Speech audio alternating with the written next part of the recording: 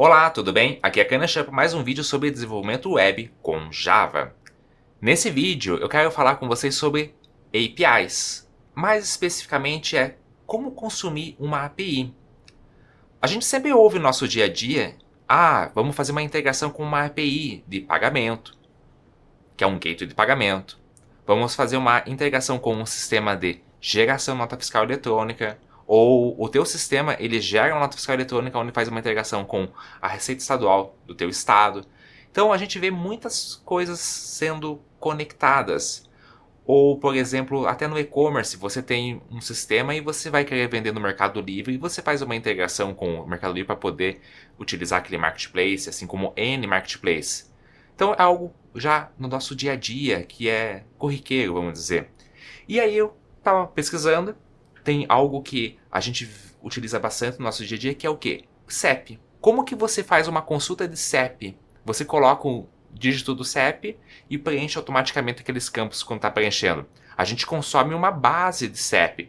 Essa base pode ser uma base de alguma empresa, tipo dos Correios, ou alguma outra que nos forneça. E temos uma pública, que a gente pode pegar como exemplo, a gente poder brincar, fazer um teste. E aí o que eu vou colocar com vocês aqui, ó. Vocês já viram a tal da ViaCep?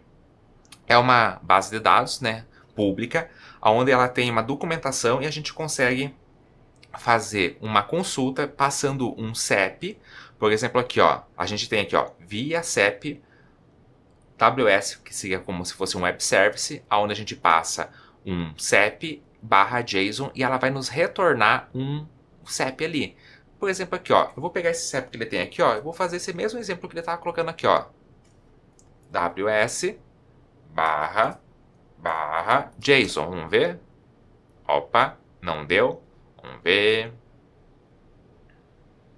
Vou copiar aqui, ó, esse exemplo aqui, ó, da URL. Vamos ver, ó, porque eu não coloquei o V, né? Agora deu certinho. Então a gente passa aqui um endereço e ele vai nos dar a informação. Então o que eu vou fazer? Eu vou pegar, ver aqui a documentação. Para a gente poder fazer essa chamada, a gente tem que passar a URL viacep.com.br barra WS de Web Service barra o CPF barra o CEP barra JSON, que é o formato. Ele também tem um outro formato, tem formato de XML. Mas nós, no nosso dia a dia, a gente trafega muita informação em JSON. E aí qual que é a proposta? É a gente pegar esse formato e transformar isso aqui numa aplicação Java. Vamos lá? Gostou da ideia? Então pega uma água ou um café e vamos começar a codar. Então para começar, estou com o meu Eclipse aberto, eu vou criar um novo projeto, Maven Project. Vou usar o local default do meu workspace. E aqui, o que eu vou utilizar como padrão de Maven? Eu vou colocar aqui, ó, org.apache.maven. Vou navegar aqui e eu vou selecionar esse aqui, ó, Maven Architect Type Quick Start. Next. Group ID. Esse Group ID eu vou colocar então aqui, ó, com.kanashan. Você pode colocar o seu nome sem nenhum problema. Artifactual ID. Vou colocar aqui como via CEP. Ele vai ficar com a estrutura de package com.kanashan.via CEP. Vou dar um finish. Ele vai criar já a estrutura do projeto para a gente. Então, está aqui. Ele dá o nome de app. O padrão seria um main, por exemplo. Eu posso mudar. Se não quiser um app, vou dar um refactor, rename. Vou colocar aqui, ó, main. Vou dar um finish. Vou confirmar. Já abriu aqui. Beleza. Estamos aqui com o main. Depois de mudado o nome da nossa classe principal como main, o que eu vou fazer? Eu vou vir aqui no POM. Como é um projeto Maven, eu já vou colocar quais são as dependências a qual eu vou utilizar. Então eu venho aqui na nossa dependence, bem aqui embaixo, antes de fechar essa tag, eu vou dar um Ctrl V e eu vou anotar que eu vou trabalhar com as seguintes bibliotecas. Uma biblioteca do Google, que é o JSON, e outra biblioteca que é do Apache, que é o HTTP Components.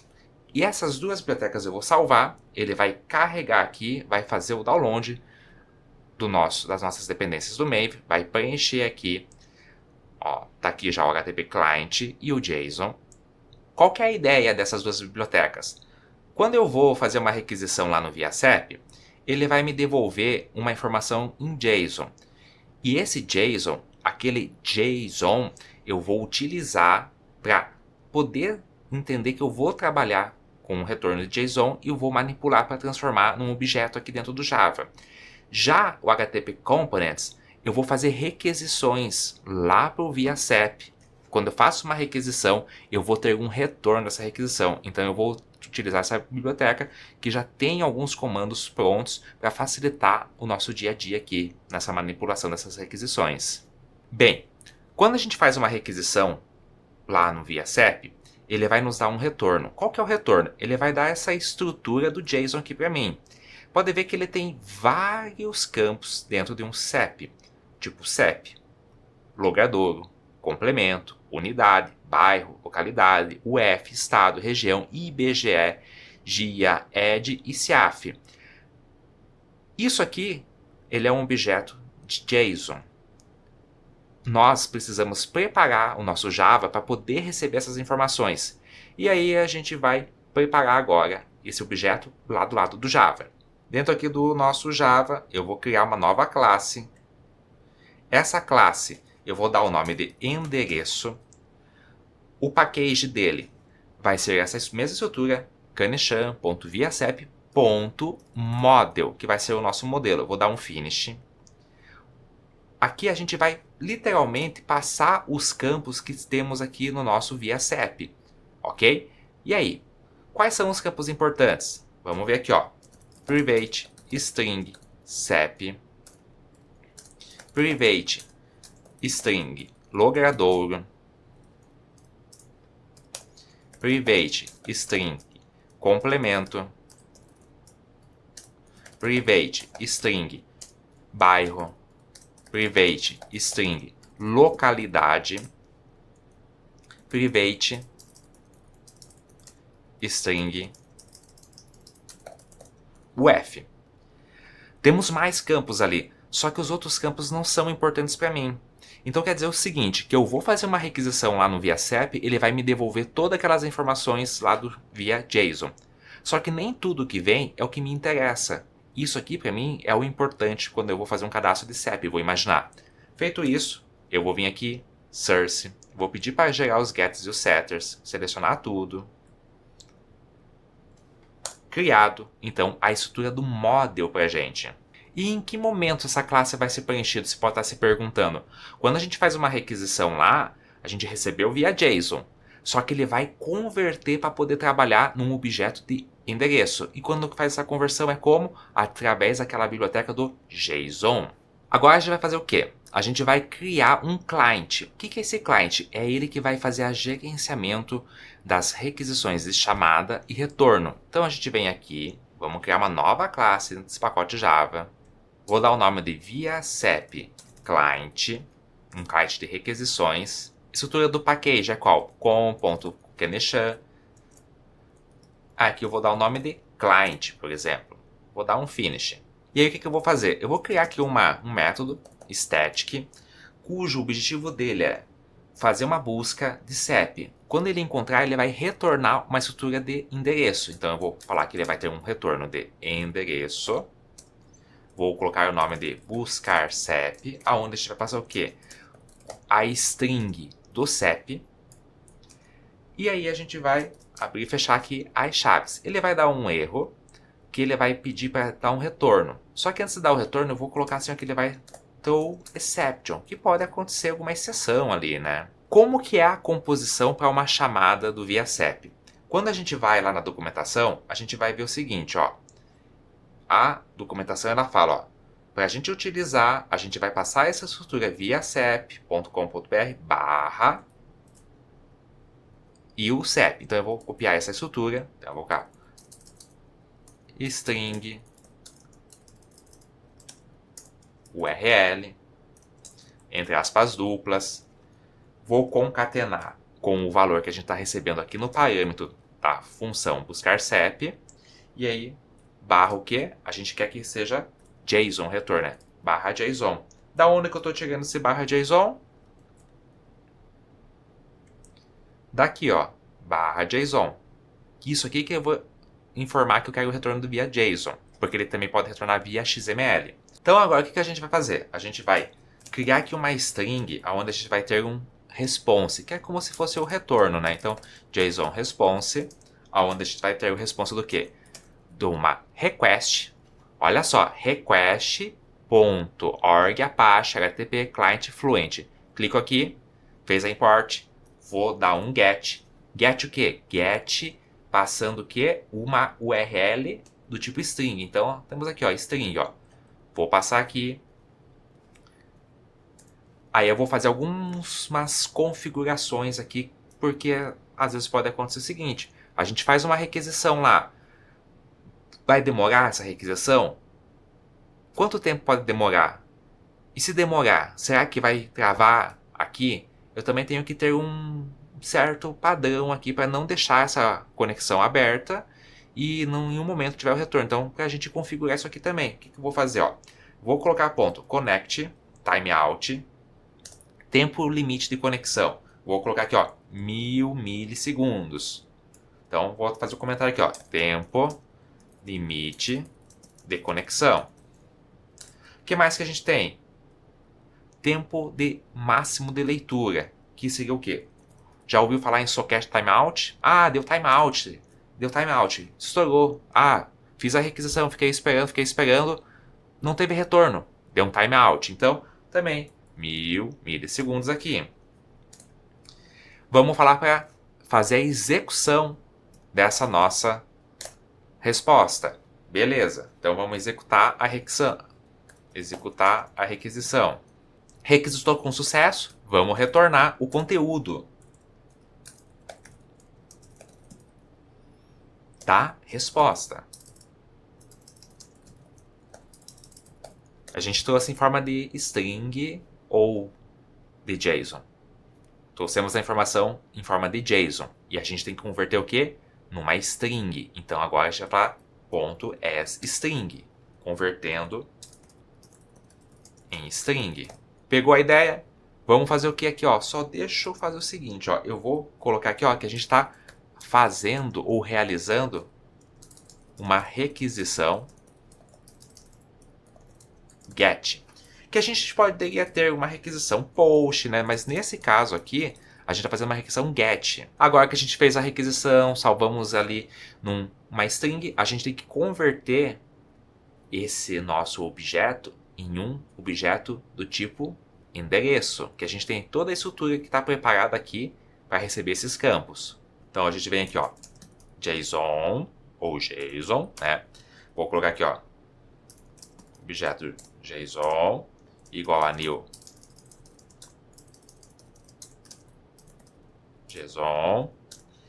A gente vai retornar o objeto JSON ponto from JSON. Ó, ele mesmo vai entender, ó, que cada um dos elementos que está ali dentro daquela estrutura de JSON é um atributo. Então, o que a gente vai passar?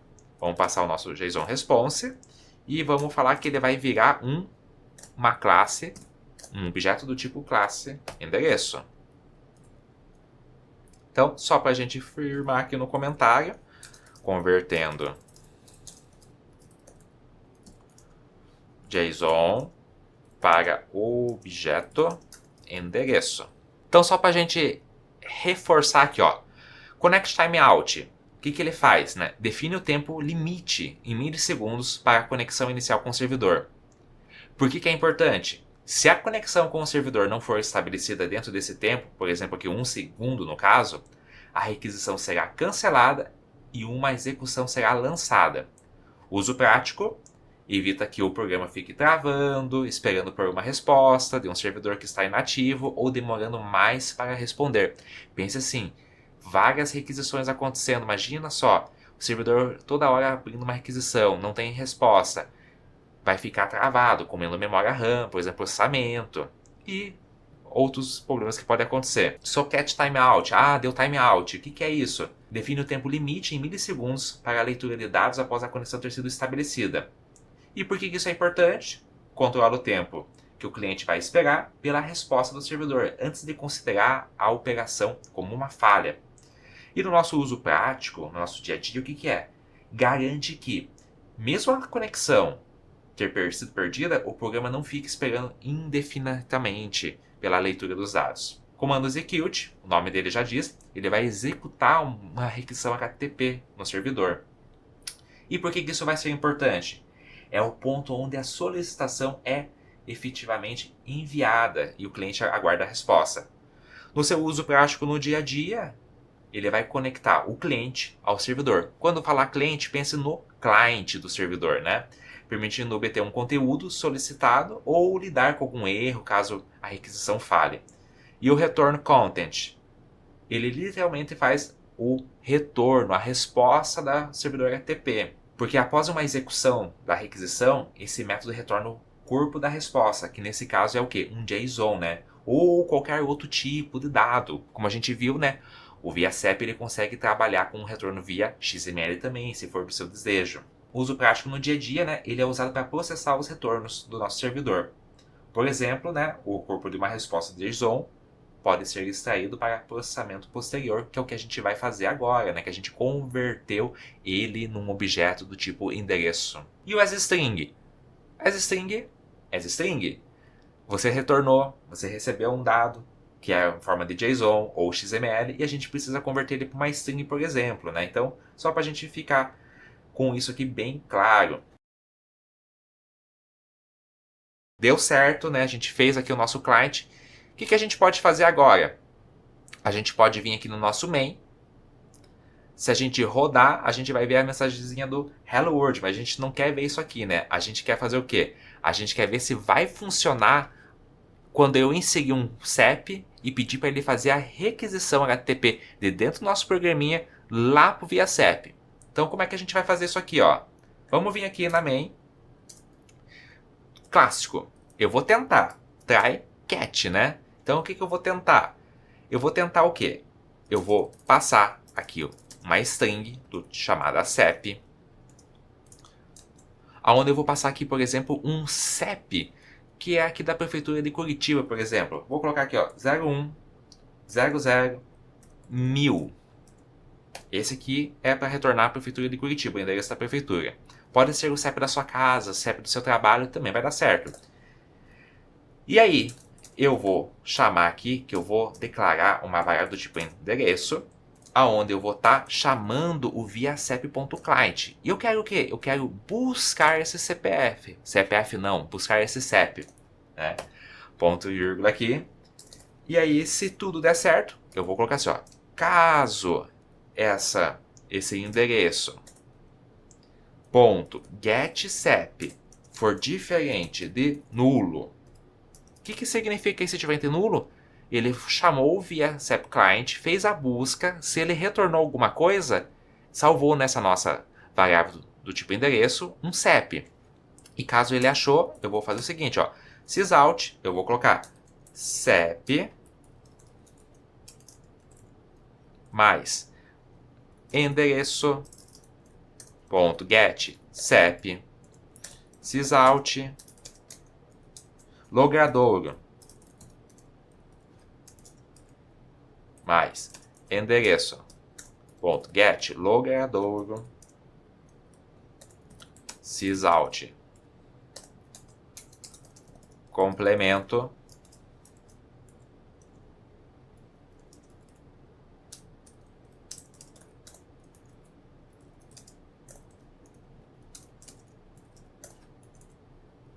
bairro, vamos colocar aqui,